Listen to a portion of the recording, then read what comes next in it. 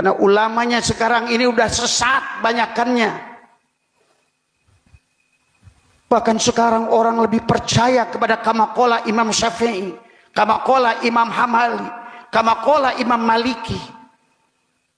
Bahkan Abah sudah tantang Gus Baha sendiri. Tunjukkan, termasuk bab sholat sekalipun. Apakah sholat Rasul itu seperti yang kalian lakukan? Inilah hari ini manusia sudah keluar dari Al-Quran. Ngomongin Mi'raj keluar dari Al-Quran. Ngomongin sholat keluar dari Al-Quran. Tapi percaya, bahkan Abah sudah jelaskan, 5 imam ini pun berantem bab sholat.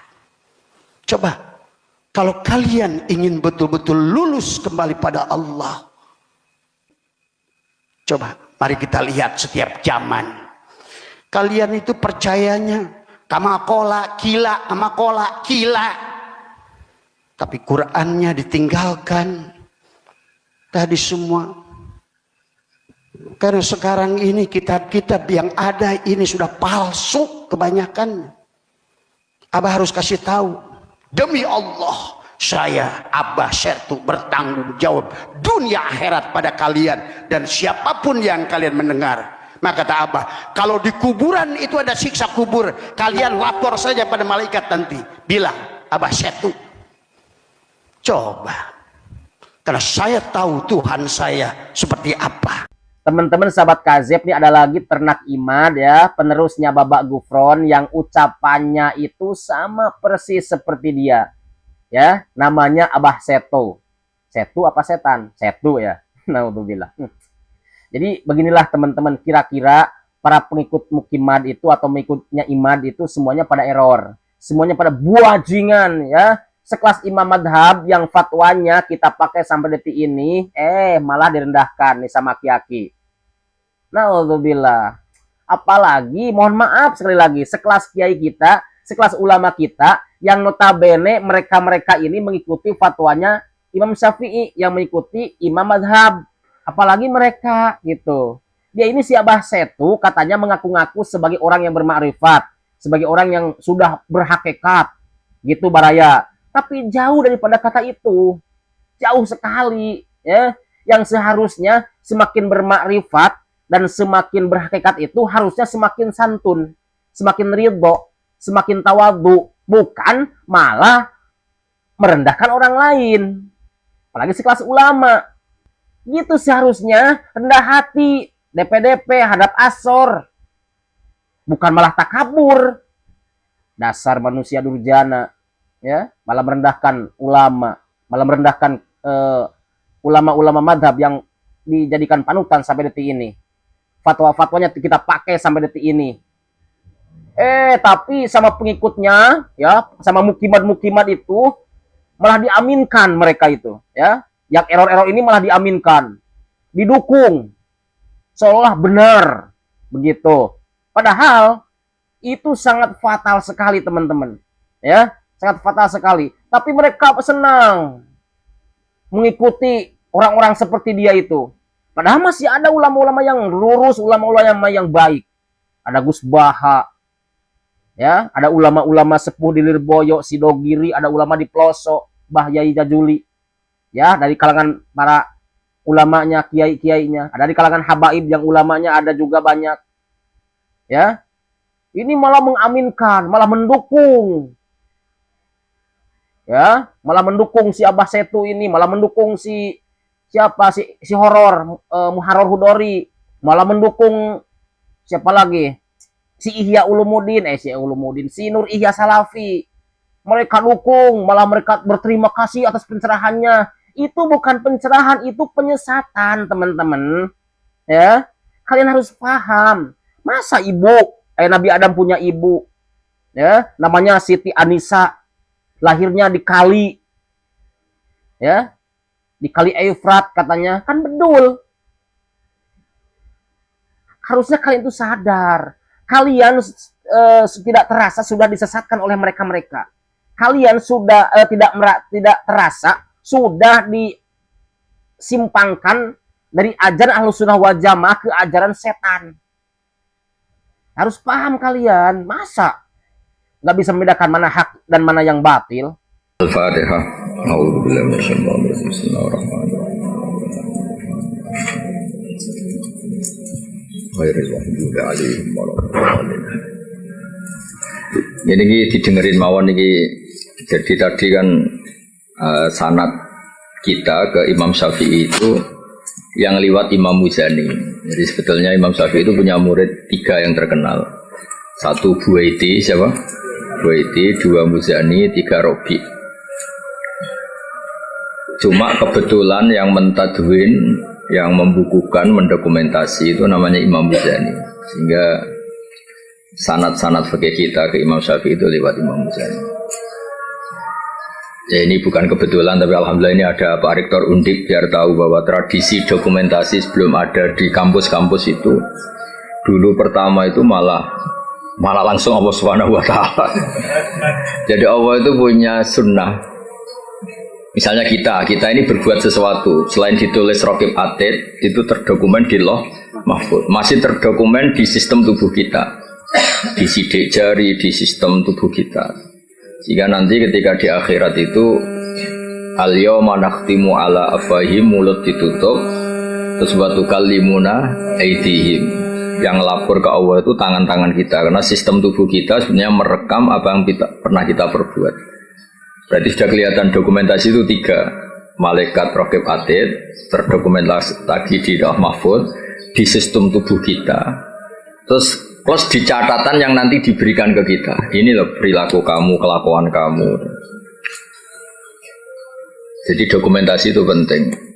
Nah dulu Imam Syafi'i itu punya murid yang terkenal itu 3. Yang lainnya cerdas mungkin atau tidak suka nulis, tapi terkenal namanya Imam Buaiti. Yang satu suka nulis. Nah ini kitab ini yang saya bawa. Ini kitab itu karangan Imam Syafi'i, tapi sebetulnya riwayat Mukhtasarul Muzani. Nah di orisinil karangan Imam Syafi'i itu beliau kalau gamang atau ragu yang ngendikan ragu, kalau yakin yang ngendikan yakin. Misalnya di bab sujud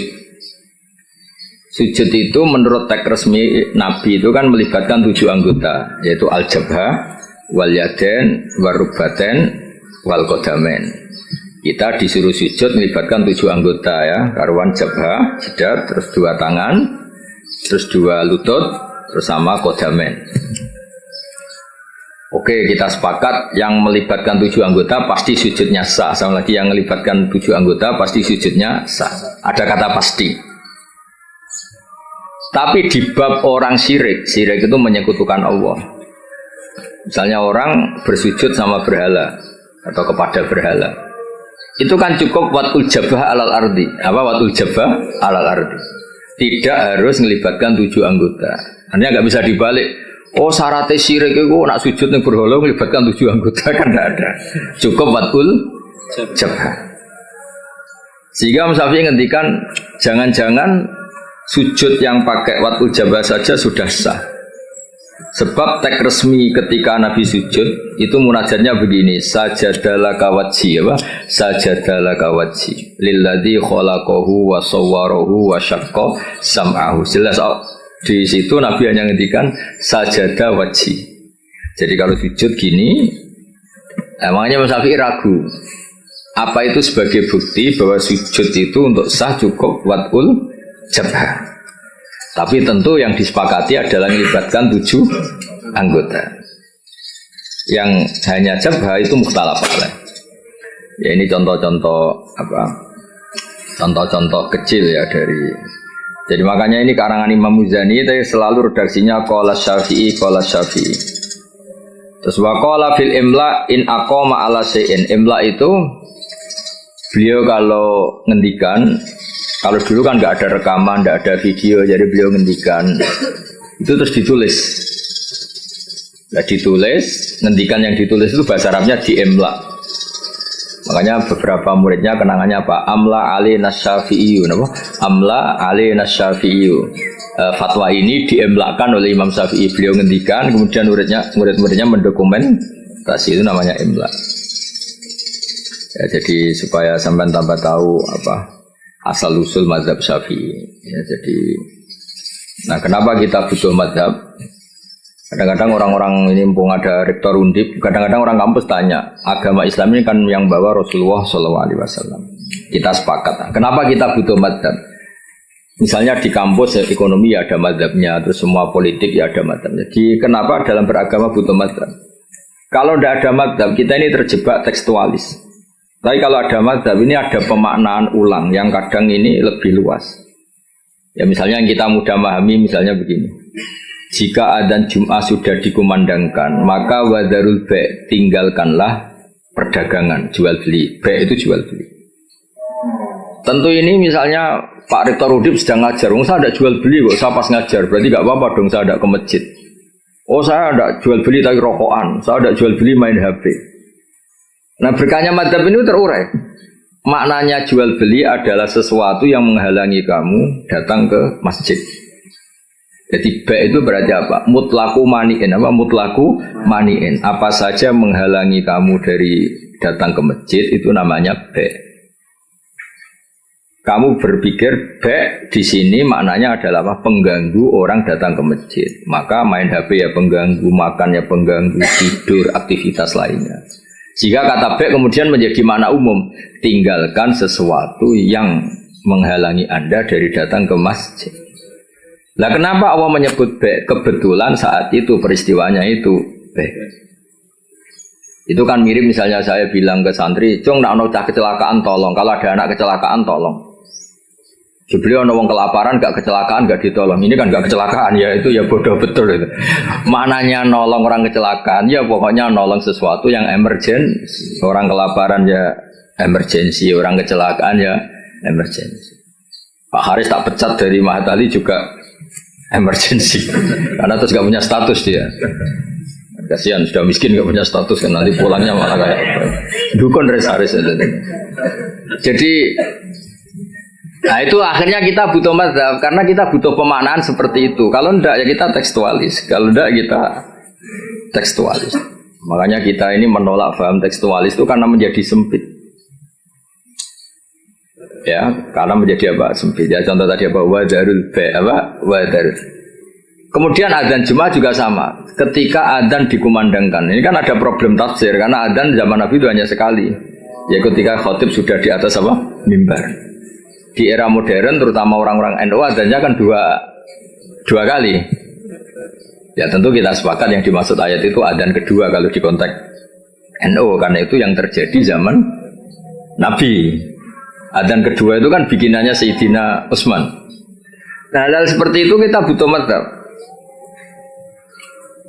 Ya butuh mazhab. Jadi kenapa ada mazhab Syafi'i, mazhab Maliki. Terus contoh terakhir ini sebelum tak tutup. Jika di wadah kamu dijilat anjing maka cuci 7 kali, salah satunya pakai debu. Itu tagnya Nabi itu walago itu dilat. Nah kata mensucikan tentu orang itu berpikir 2 kali. Kata Imam Syafi'i disucikan itu karena najis. Karena najis baru disucikan. Kata Imam Malik ya enggak, mensucikan itu udah harus najis. Orang jijik juga dicuci. Misalnya piring saya habis didoni haris ya tetap tak cuci meskipun tidak najis. Senggelem tiba idune haris sopo gitu kan. Misalnya cambah tali meler ngumpel meler kan ya tetap tak cuci meskipun umbel itu tidak. Lah itu terus melahirkan mazhab yang satu bilang najis, yang satu bilang jijik. Sehingga lah kebetulan kita Syafi'i yang ikut partai itu najis. Ya kalau Nabi sendiri tidak ngendikan najis atau jijik, ini dan fal yaksilhu harus dicuci. Nah dicuci itu kan pilihannya 2, karena jijik, apa karena najis. Ya seperti orang butuh uang itu. Kalau di komunitas orang miskin kan butuh uang itu karena butuh.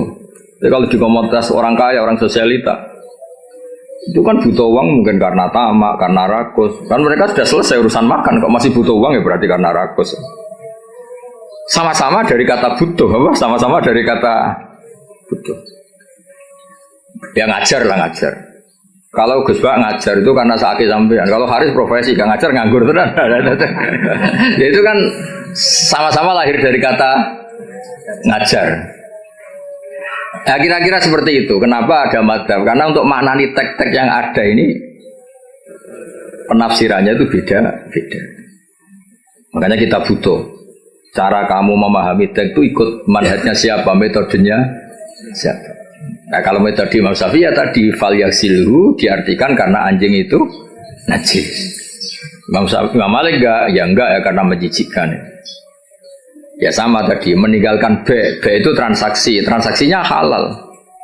Tapi kenapa harus ditinggalkan? Karena sekarang sudah B yang mengganggu Jumatan. Berarti semua yang mengganggu semakna dengan B.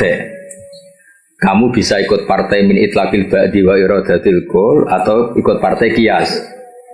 B mengganggu. Berarti semua mengganggu sama dengan B. Maka tidak boleh melakukan aktivitas yang mengganggu datang ke Jumat. Jadi bisa mintorikil qiyas, bisa mintoroki min itlaqil ba'di wa iradatil qul. Atau tidak pakai itu semua, pakai nurani model Jawa. Jawa kan ra iso mikir. Ora iso mikir ya, ora iso mikir. Tapi justru iso mikir malah barokah karena terus ngerti. Nah, ape Jumatan niku aja dagangan. Mesti dia paham aja dagangan niku aja melakukan sesuatu yang mengganggu. Ya itu kan otomatis ya sama misalnya kalau ada tamu kasih makan. Pakai mangan tok ora kayak ngombe sereten. Maknanya ngekei mangan kasih sesuatu yang tamu ini menjadi nyaman. Termasuk kebutuhannya ya mungkin minum, tisu atau apalah. Termasuk menyediakan kamar mandi karena apa? Makan itu ibaratun an hajatil insan. Apa ibaratun an hajatil insan. Makan itu adalah kebutuhan manusia. Padahal kebutuhan tamu tidak hanya makan, ya makan, minum, MCK macam-macam. Nah itu terus lahirlah madzhab. Kenapa lahirlah apa? Madzhab. Terus di Balaghah disebut min itlaqil ba'di wa iradatil qul. Makanya Quran sering bilang Allah itu suka waruka'is sujud. Masa iya sholat hanya rukuk dan sujud? Misalnya ketika Allah muji kita, tarahum ruka'an sujadan. Allah melihat orang Islam itu berrukuk dan bersujud. Padahal sholat itu ada Fatihah, ada tahiyat, ada macam-macam. Nah, itu terus akhirnya menguat teori min itlaqil ba'di wa iradatil qul. Nah, itu terus kita harus bermadzhab karena tanpa madzhab itu kita akan menjadi tekstualis. Kan bahaya kan misalnya kamu sholat wong di Quran hanya warka'u ma'arrokin berarti rukuk tok. Ya kan jadi aliran sesat apa? Sudah kere sesat kan malah bingung gitu. Ya jadi itu apa bentuk penghormatan kita pada madzhab Syafi'i. Jadi memang kenapa kita kan kadang-kadang orang-orang sebagian orang itu berpikir Islam ya Islami Rasulullah ngapain sih bermadzhab?